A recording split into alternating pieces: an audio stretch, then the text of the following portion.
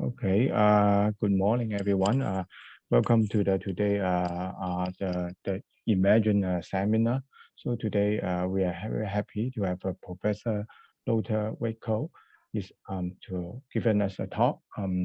Lothar is the professor at the Kent State University. His area of research is in numerical analysis and scientific computing. In particular, he is interested in ill-pose and inverse problem, and also image restoration. So today, Lothar will talk about the methods for LP-LQ minimization with application to image restoration problem. Okay, thanks, Lothar. Well, thank you, Michael, and thank you for an invitation to give a talk here in the seminar. It's really nice. And so I thought, well, let's do a little bit of an overview. I've been working on these minimization problems for some time.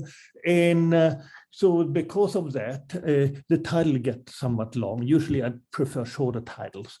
But and then, of course, there are many people who have been involved in this. So the list of collaborators also is somewhat long. So let me just mention a few here. We got started when I visited Bologna, and there is Alessandro Lanza, Serena Morigi, and Fiorella Scalari, and we wrote about this some years ago. And since then, various visitors, former and present students in Kent are working on different aspects.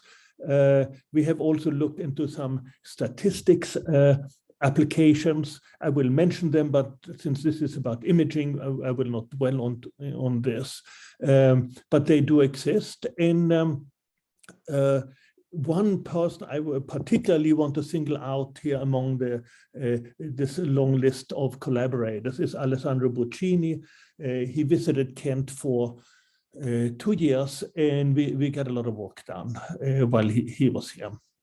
All right, so let's get started. So the problem we want to look at is the minimize the functional J of X.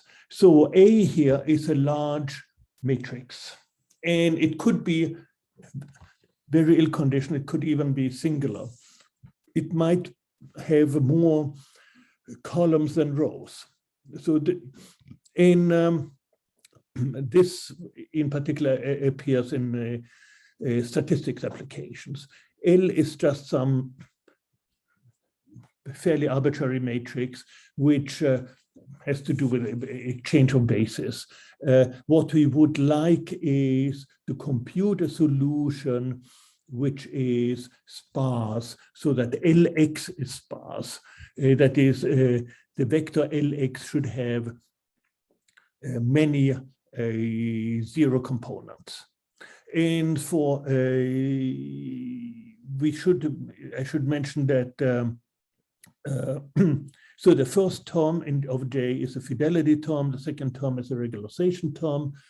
P and Q, I will discuss how they are chosen. Mu is a regularization parameter, and I will discuss how that one is determined also. And B represents the data. So B is typically contaminated by an error. And so we will be interested in choosing P and Q between 0 and 2.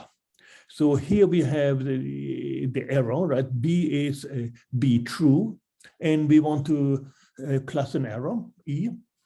And in the best of all worlds, we could just solve a compute the minimal norm solution of AX minus B true. But B true is not known. And if we would try to solve AX minus the compute the minimal norm solution of AX minus B, this typically just is garbage and not useful. So so we have to come up with something better. And that is why we need the regularization term. And so when P and Q equals 2, well, then we just get Tikhonov regularization in general form. And this is fine, but sometimes it's better to get sparse solution, that is solutions where Lx has many zero components. Both we get higher quality when we do image restoration, and also in other statistics application like genome analysis, the non-zero components of the solution have a meaning, while if we use Tikhonov, we just get a whole vector with all elements non-vanishing. There is here some language issue here. The P norm, which I've defined here, well, is of course a norm when P is larger or equal to 1, and it's not a norm for P smaller than 1. I will refer to it as a norm anyway for simplicity. So what about the choice of P? Well, it should depend on what kind of noise there is in the data. So if the data has Gaussian noise, then P equal 2 is appropriate.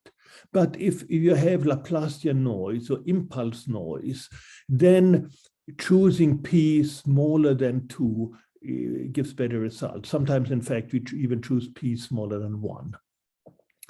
The choice of Q depends on how sparse a solution we would like. So if we want a really sparse solution, we should choose Q equal to 0. So the zero norm measures the number of counts the number of non-zero entries in Lx, in the vector Lx. But the zero norm is difficult to work with. So therefore, one typically uses a norm with Q positive, but not too large. So one approach that is very popular in statistics is to choose P equal to 2 and Q equal to 1. And this gives the lasso method. And the reason why one uses that instead of Tikhonov regularization is that it gives a sparser solution. So also what I should say here is that my minimization problem, which I have repeated here, is convex when P and Q are larger than or equal to 1, and not convex when P or Q are smaller than 1. And this, of course, raises the issue, well, what are we computing? In fact, I cannot really guarantee that we are computing a minimum, but the method I will discuss will compute is a stationary point. But in practice, you look at the restored images obtained this way, they turn out better by choosing, say, Q smaller than 1 than to choosing Q equal to 1. So it may be a stationary point, but it has some merit to it, right? So here is just a picture which shows the different norms. So the one norm is just this V, right? The dotted curve with a V. And this is what is used in lasso.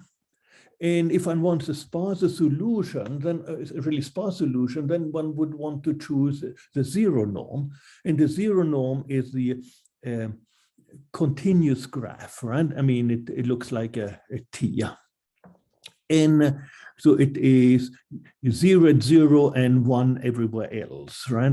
And that one is difficult to work with. So therefore, we also look at the P equal to 0.5 norm, and you see this square root shaped function, or we could do a P equals to 0.1 norm, and the latter approximates the zero norm better. And that is really the main reason for using norms which are P norms which are small and with P smaller than 1, is that they approximate the zero norm better. Another issue here is this is just a 2x2 example. And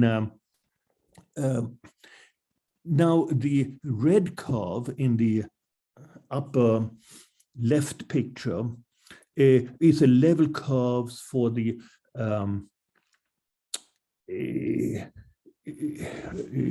AX minus B. And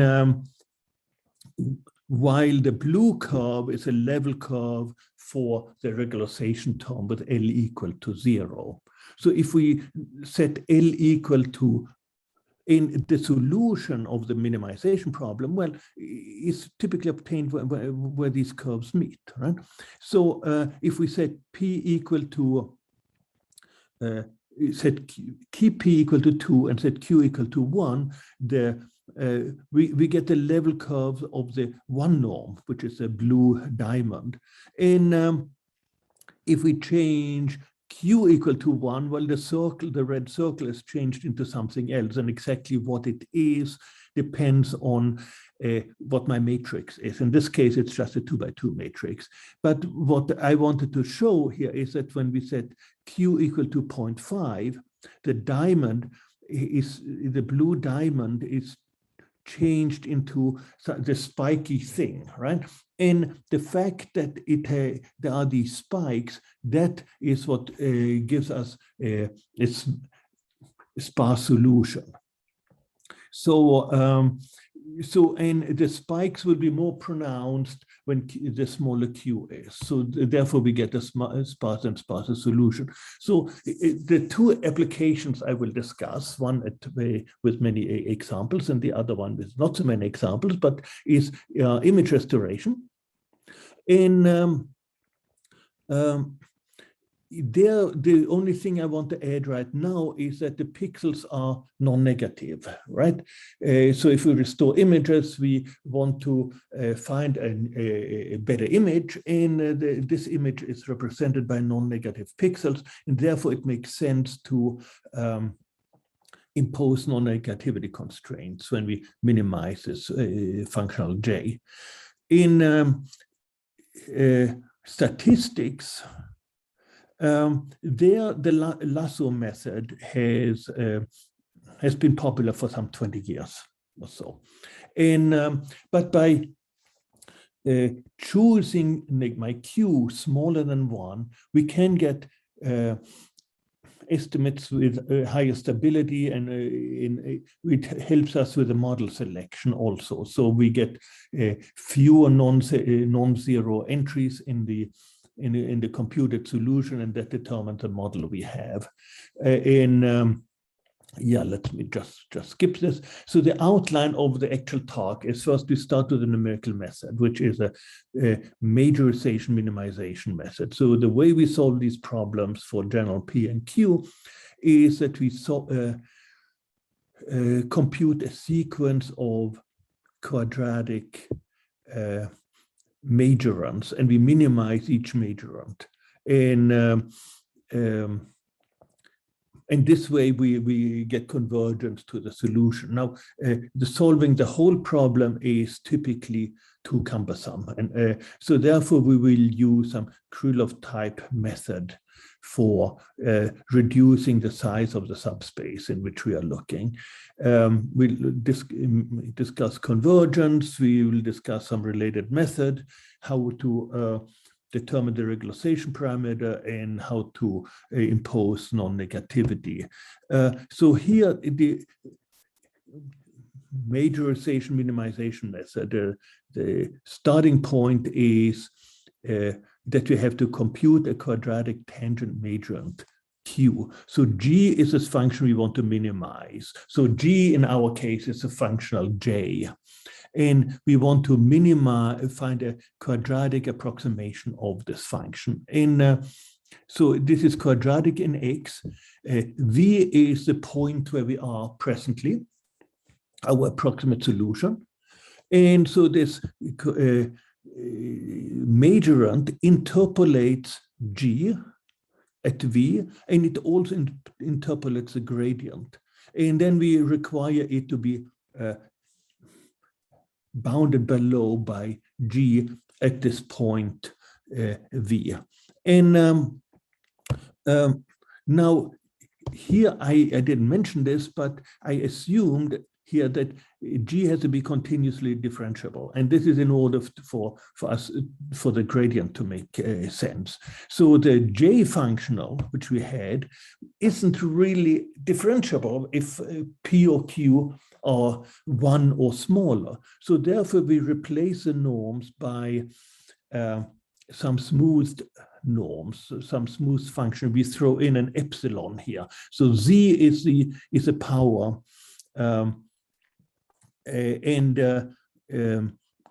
here in my epsilon, well, it has to be small. So the question is, what does small mean? Well, it depends on the application. If we do image restoration, epsilon equal 1 is small, and one might say, oh yeah, 1 is not all that small, but it is small compared to 255, which is a max pixel value. If we look at other applications, well, then it has to be adjusted to the size of the solution, the size of the entries of the solution. So we replace the original problem by the smooth problem J epsilon, where we have replaced the norm by this functions phi. So we have smoothed out the norms, and we do that in every component, right? And now one has to construct a majorant for these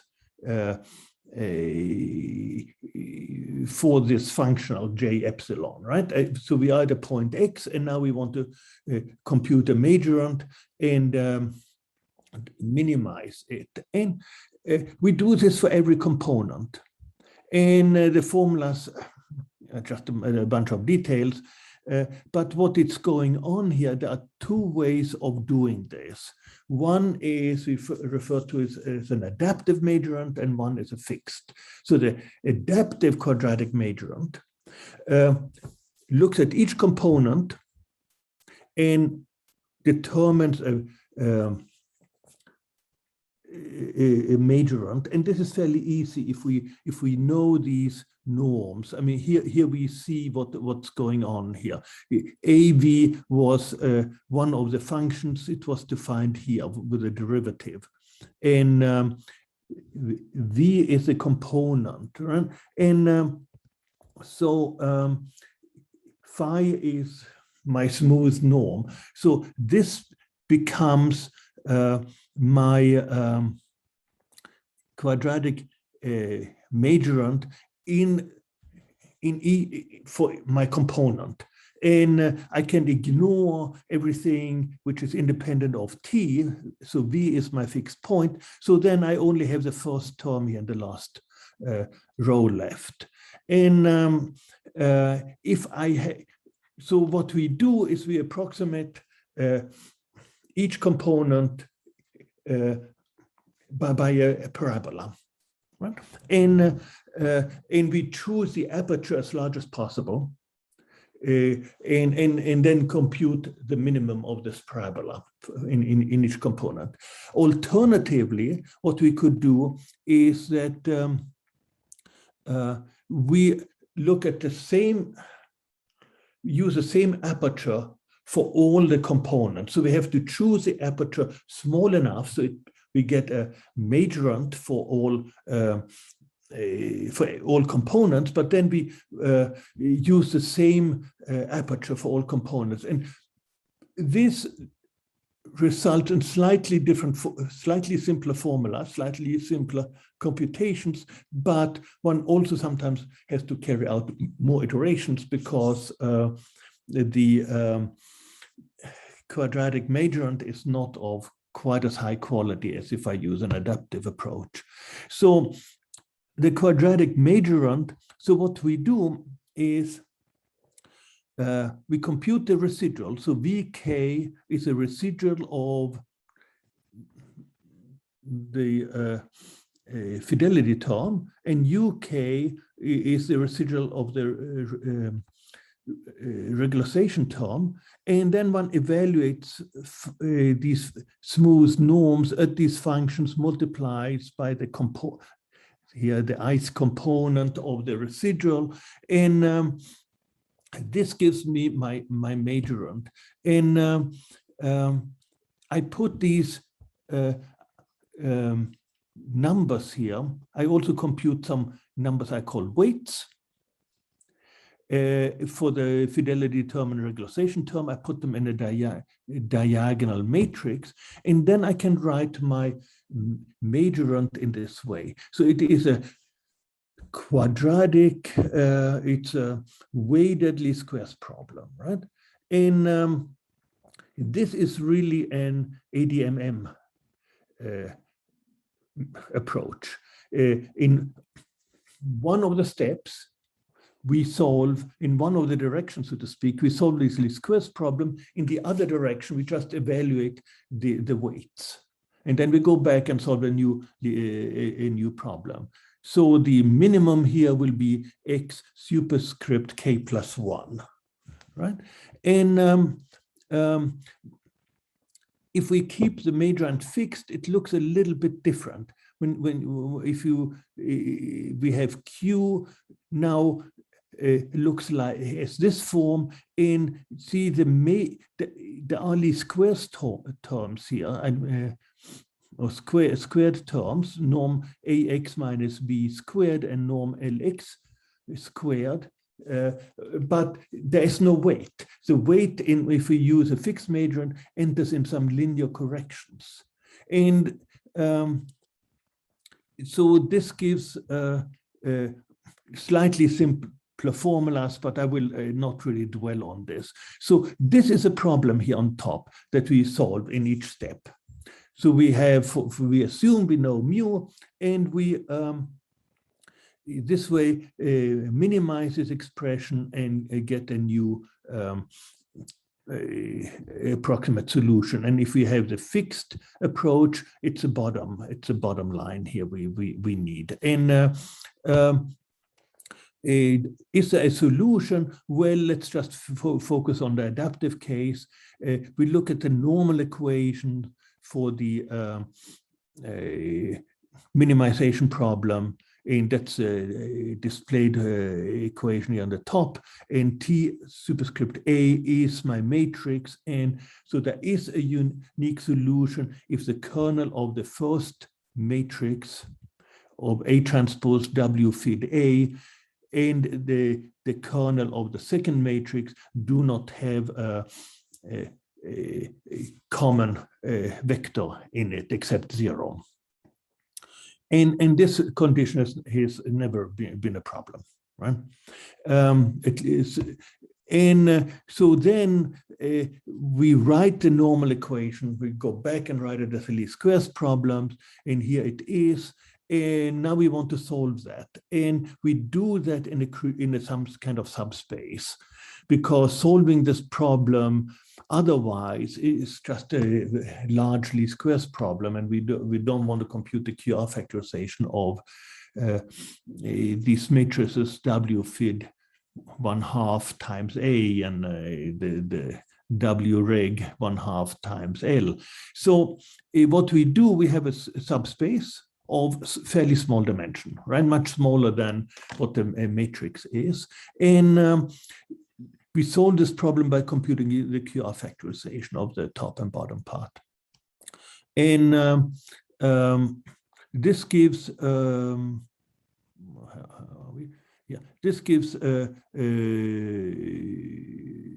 reduced, what is happening here? This gives my reduced problem, which I solve, right? And now this problem, of course, doesn't solve my original problem.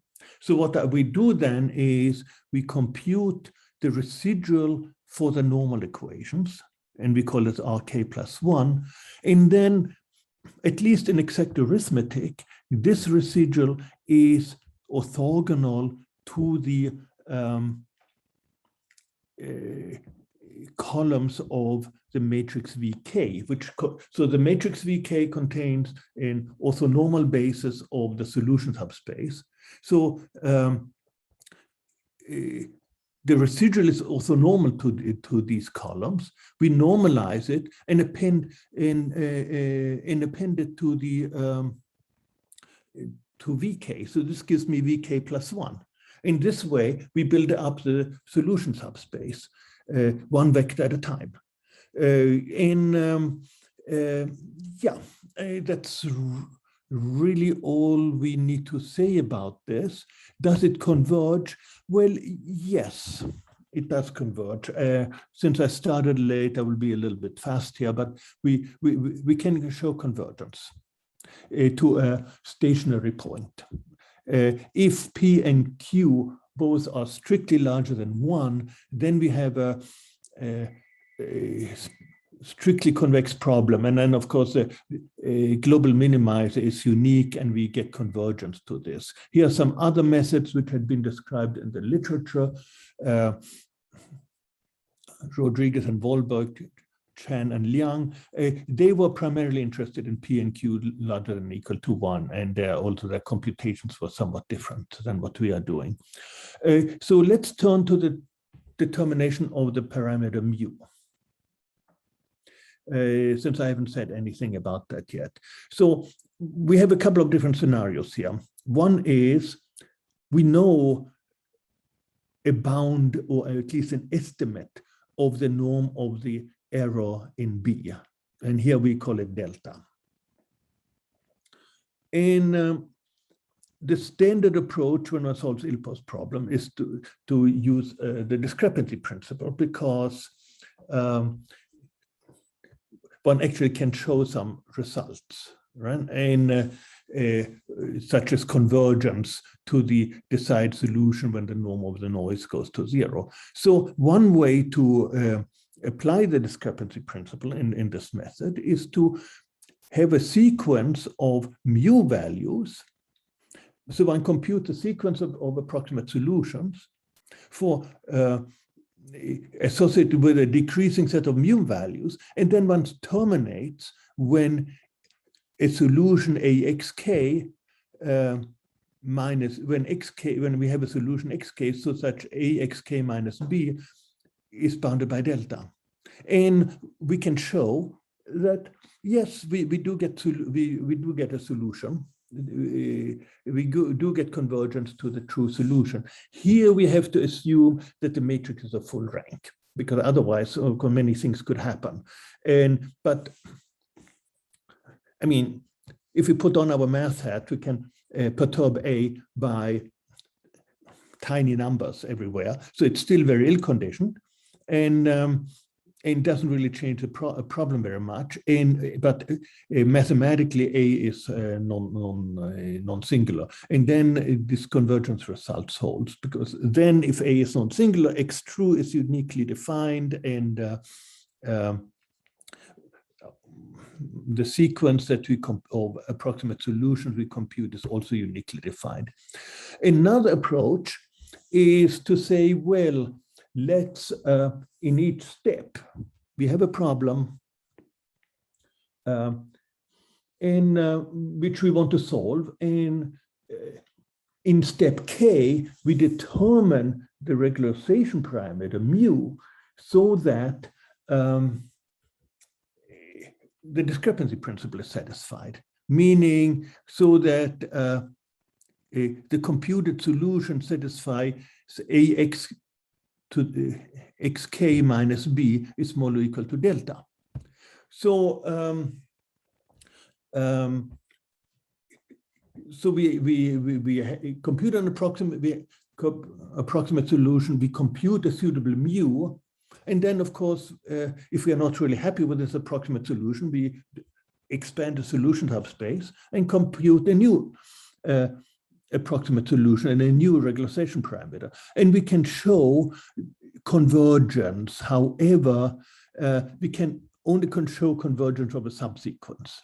In practice, this actually works better than just decreasing mu at every step. But the theoretical foundation is weaker. In practice, we have never had to use a subsequence. I mean, what we compute is a sequence of approximate solutions, and they do converge to X true. Something else we looked at, and this is also inspired by statistics problem, is that to use cross-validation. And I mean, that's in a way, it's fairly easy. We compute the solution for a subset of the rows. And then we of my problem. So I remove a bunch of rows from a matrix A and vector B. And then I compute a solution, and then I say for some regularization parameter, and then I try to find, and then I say, well, how should I choose mu so that the equations that I have removed are satisfied as well as possible? And I do this for several different subsets I remove. And then I can, for instance, choose the average of my computed mu values. So this is a standard way of doing cross-validation. It's computationally demanding, but it works. What seems to work better in many situations is to apply cross-validations to two separate solutions. So we remove some rows, or we do this twice. We have two sets and we remove some rows of A and then some other rows of A. We compute approximate solutions and we try to make these solutions match. And this determines the regularization parameter. So this is, we refer to this as modified cross-validation. So this is not the way it's usually done. The problem with using cross-validation sometimes is, say, if you have an image result and pepper noise, then it's difficult to reconstruct the pixels that are, say, black. Because, I mean, it's also not clear this is really meaningful. I mean, so when we do standard cross-validation, we look at AX minus B, where B could have be contaminated by impulse noise. While here in the modified cross-validation, we look at the difference between approximate solution. There is yet another way of doing this, and that is to apply generalized cross-validation. And at first glance, one would say, no, this is not suitable because the matrices we are interested in are too large, so that generalized cross-validation is too expensive to compute. But what we are doing actually is we apply generalized cross-validation to the reduced problem. So the problem size is really only dependent on the dimension of the solution subspace. And finally, there is an issue with generalized cross-validation in that it cannot really handle impulse noise. But one can get around this by applying a median filter, and I will show you some examples. So yeah, so okay, so we're getting to some examples. So in the examples I will show you, we work with a basis of tight frames. So in this basis, we can expect that images have a sparse representation. So, and so therefore it makes sense to look at the sparse solution.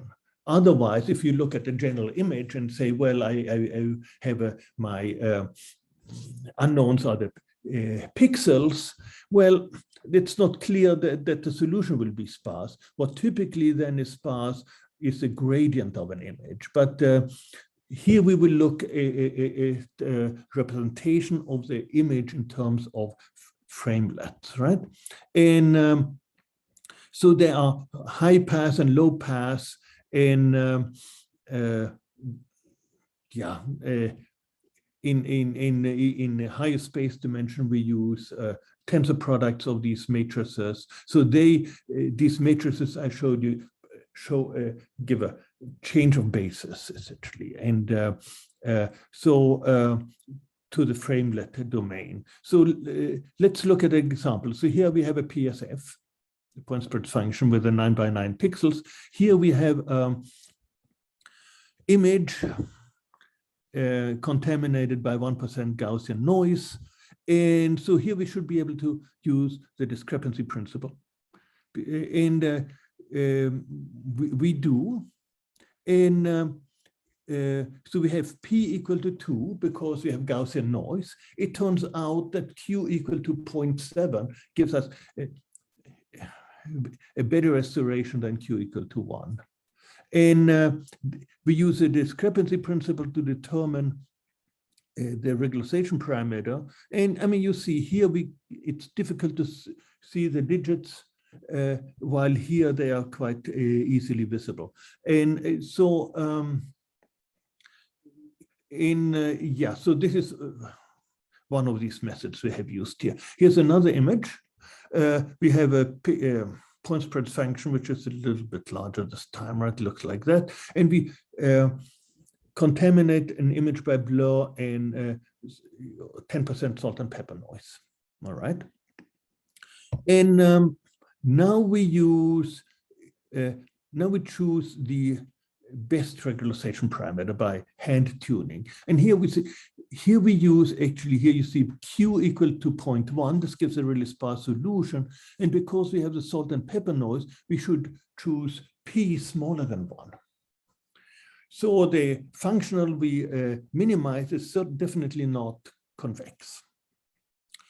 So this is the best we can do by hand tuning the regularization parameter. If we use cross-validation, the standard cross-validation, we get a PSNR, which is 29, or almost 30. Here at best we get almost, 30, we get 33.8. The larger PSNR value, the better. And if we use the modified cross-validation, we get a value which is really close to the best possible. And in particular, better than if we just use a standard cross-validation.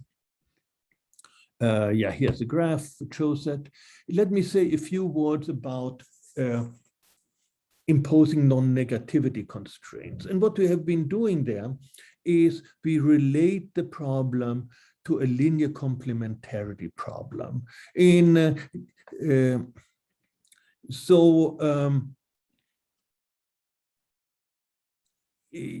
Minimizing this expression here, Z transpose MZ plus C transpose Z, and over the non-negative cone is equivalent to this linear complementarity problem. And then what one can find out then is that, well, the solution of this constrained least squares problem is equivalent to solving the linear complementarity problem with the matrix G transpose G. And this then in turn leads to a modulus iterative method. So D is a diagonal matrix, and we write our iterations in this way here, where so what we do is we have inner iterations. So the what I've shown you so far, right, it will be the outer iteration. And then in each, when we have a solution subspace of particular size, we then apply an inner iterations to get a non-negative solution. And I mean, it requires matrix vector products, but it's not so bad, right? And the work, this is based on work by Zhongji Bai. He has worked on these modulus methods, and they work quite well. So here's another example. Here we have a PSF. This is my blurred image with Gaussian noise. And this is the restoration we get using L2 L.9. And if we impose non-negativity, we get a somewhat, slightly, somewhat sharper edges. This is what happens. And if we look at the numbers here, what they show is the relative error in the solution. And we see that the relative error of, say, for 1%, this is what you saw, the 1.41 versus 1.10.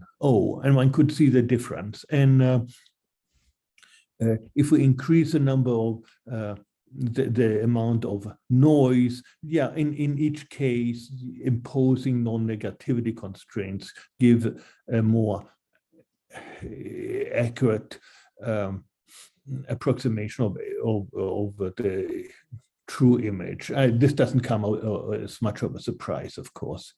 So I'm sort of running out of time here, but there are a couple of things that I just want to mention before stopping. And one is that I haven't shown you any applications to statistics. They work quite well, actually, but already, even if I would have started on time, I wouldn't have had time to show these applications. But in statistics, also one can look at the problem we are solving as a generalization of lasso, and it allows us to have noise different from Gaussian and obtain sparser solutions. So some statisticians I worked with, they like the results, right? Another point I want to mention is that, well, the subspace increases in dimension by 1 for every outer iteration. And the question then is, how many iterations should we do? If we do many iterations, the computational effort can be quite significant, because for the adaptive approach, we have to compute the QR factorization of a very tall and skinny matrix, but nevertheless, the computational effort increases with the square of the dimension of the solution subspace. And so what can we do about this if we need many iterations? And for some problems, this is needed. Well, it turns out restarting works beautifully. One could think about which vectors of the ones we are in the solution subspace that we have should we keep when we restart, but just simply restarting, throw away everything we have, and simply restarting just as people restart the GMRS method in a trivial way. I mean, this works quite well. It slows down the convergence, but it actually makes we may require more iterations, but it typically speeds up the computations, because the dimension of the solution subspace is not allowed to grow very large. So finally, I also mentioned to you how one could use generalized cross-validation to remove also restore images which has been contaminated with salt and pepper noise. And so the idea here is, so our inspiration here was were papers by Raymond Chan, Dong, Nikolova, and many others who have worked on this some time ago. And so we have we wanted to determine the regularization parameter automatically. So what we do is we start with this image, 70% salt and pepper noise. We smooth it with a median filter. We apply generalized cross-validation to the smoothed image, and then we get this image back, right? So we don't really use, it doesn't really have to do anything. I mean, one might say, well, I mean, these peppers are not perfect, right? But we have, on the other hand, only 30% of the pixels are known, right? The rest is salt and pepper noise. So thank you very much for listening.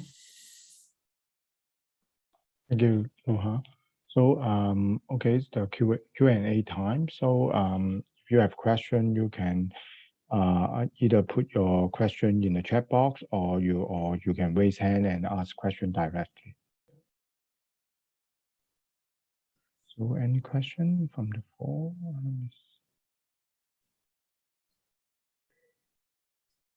Maybe first I start one question.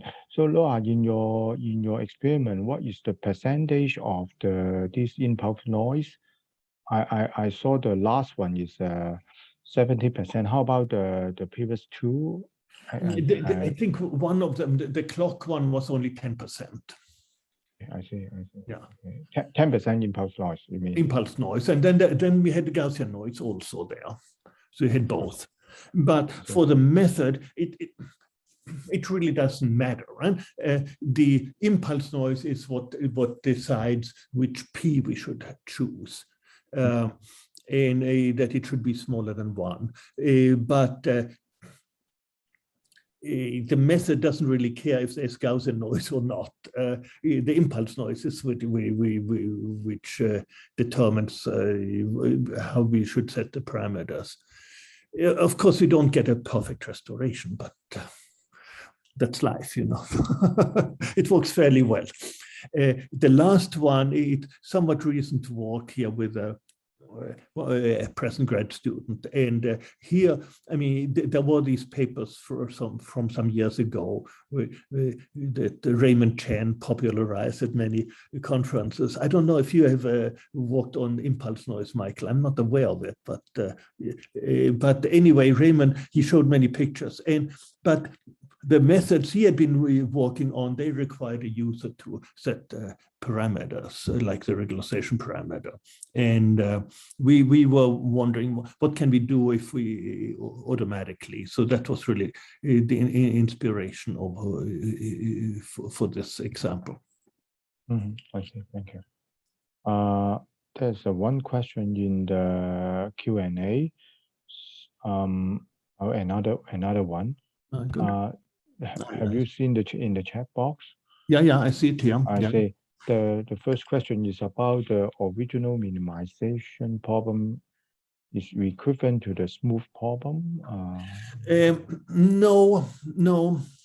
I mean, no, it isn't. The difficulty with the original, well, it is if P and Q are strictly larger than 1. But it's not equivalent for the problems we are looking at, because we are interested in with at least one of these parameters being smaller than 1 and sometimes both. But they are close, right? Because I mean, we smooth the norm, and there are results in the literature where people discuss the application of the zero norm. And the question then is, if we smooth the norm, the zero norm, how quickly does the computed solution converge to the solution we would get with the zero norm when we reduce the smoothing? And for us, the smoothing is this parameter epsilon. And the results are very slowly. So the problems are not the same. On the other hand, for image restoration problems, setting this parameter to 1 worked just fine. Choosing it smaller than 1 means a slower convergence and therefore more iterations. Using it, and it didn't change the quality of the solution. If we look at the PSNR value, for instance, for statistics problems, it's a little bit more delicate, because what is large depends on the problem. Here we say, well, large is 255. And 1 is small compared with 255. If we have a statistics problem, well, then we have to choose this parameter epsilon dependent on the magnitude of the solution. So yes, they are not the same, the problems, but in practice, the smoothing works quite well. If I look at the other question here, does this LP minimization outperform L1? Well, I mean, there are a couple of answers here. One is if we use L1 minimization, it's faster. So when we reduce Q, the iterations take longer and longer time, right? It starts already. The simplest problem is when Q is 2 and P is 2. Then we have Tikhonov, right? And then if we reduce Q, then the number of iterations increases. Do we outperform that method? It would not be in. It would be in quality of the solution, not necessarily in speed. One thing that we have done, in particular for stat problems, we haven't found it to be necessary for image restoration problems, but to say, let's start to compute an approximate solution using the L1, using L2, L1, that using lasso. And of course, it cannot always be done. One may have to apply a median filter first, because the L2, L1 norm is not, for instance, not meaningful if we have impulse noise. And if we have, say, some heavy-tailed error distribution, which is not necessarily impulse noise, which arise in statistics, then these distribution can be used to justify the P and Q value. One looks at this from a Bayesian perspective and says, well, here we have heavy-tailed error distributions, therefore this is the way we should choose P and Q. And in those problems, if L2, L1 makes sense, we have computed an initial approximate solution using lasso, because this solution then is unique, because then we solve a convex problem. And then we have used reduced P and Q to improve those solutions. So this also makes sure that we don't get an arbitrary stationary point. We get a stationary point which is somehow meaningful. And that has worked quite well. But I mean, one cannot quite say, yeah, do we outperform other methods that use the one norm, primarily in quality. I think the strength of the method is that we can choose P and Q quite arbitrarily. If P equal to 2 and Q equal 1 is what we want, well, then there are implementations of lasso which work quite well, and one can find them in IR tools, for instance. Right?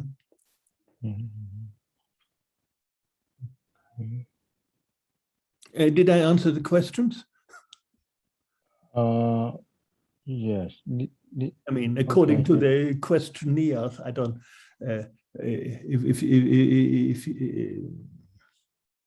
Okay. Well, thank you. Yeah, I just want to see whether he wants to have a follow-up. If yes, then I can allow him or her to talk. Okay, but seems he happy to the question. Okay, the answer.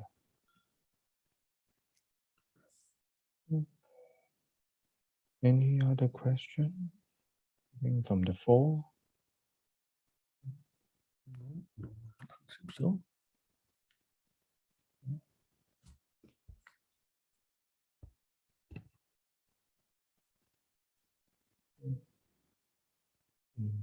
Okay.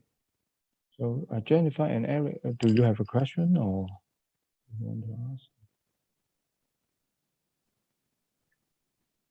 Maybe if I may, I have a quick and naive question. This is really not my field. And so could you just say a word about what is the discrepancy principle that you invoked?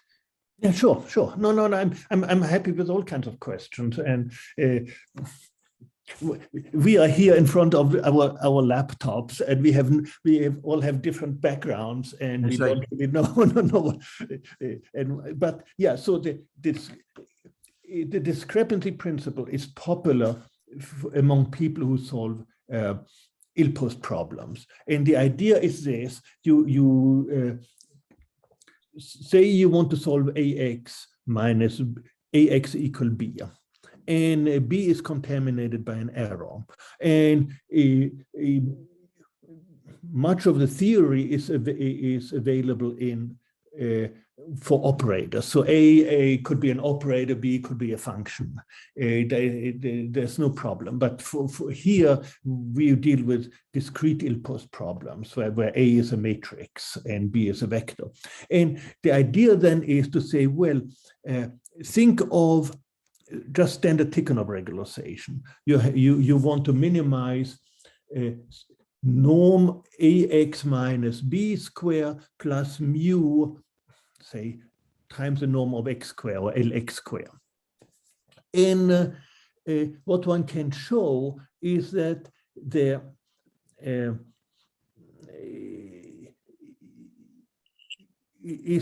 norm of the solution typically decreases when you increase the regularization parameter. And what one says, well, assume we have the exact solution. Then what we would like to compute, then we know that A times X exact minus B exact should be 0 if the problem is consistent. So what we measure in AX minus B is really just the norm of the error in B, ideally, right? And and it doesn't, if we plug in X exact, then we get A exact minus B. Well, that equals the norm of the error in B. And it doesn't make sense to determine a residual which is smaller than the norm of the error, because then we would overfit the data, and what would happen when we look at the solution, we would get propagated noise, and it's just sort of highly oscillatory and also often of large magnitude. And so therefore one says, well, let's determine the regularization parameter so that the computed solution X, let's call me X with the computed solution, so is such that AX, norm AX minus B equals the norm of the noise. And then in a linear algebra setting, it's sort of trivial, but in an operator setting, it's not quite as easy, but there people have shown that, well, if you let the noise in B go to 0, then the solution we get this way converges to the solution of the noise-free problem. And so this is what we are doing here also. We say, well, it doesn't make sense to overfit the data. So therefore we choose the regularization parameter mu so that AX minus B equals the norm of the noise. Okay. And there are, so I also mentioned, say, other methods for determining the regularization parameter. Include, for instance, yeah, I mentioned cross-validation, and I've mentioned generalized cross-validation. They can be justified using statistical techniques. But the discrepancy principle is really the only way where one can show that, well, we actually do get when the noise goes to 0, then we do get convergence to the desired solution of the noise-free problem. For the other methods, well, in practice they work well, but there are some theoretical issues, right? If it's only if some certain statistical properties are satisfied. For instance, the generalized cross-validation typically works well if you have Gaussian noise, right? But for general noise, I don't think it's really well justified. All right, thank you.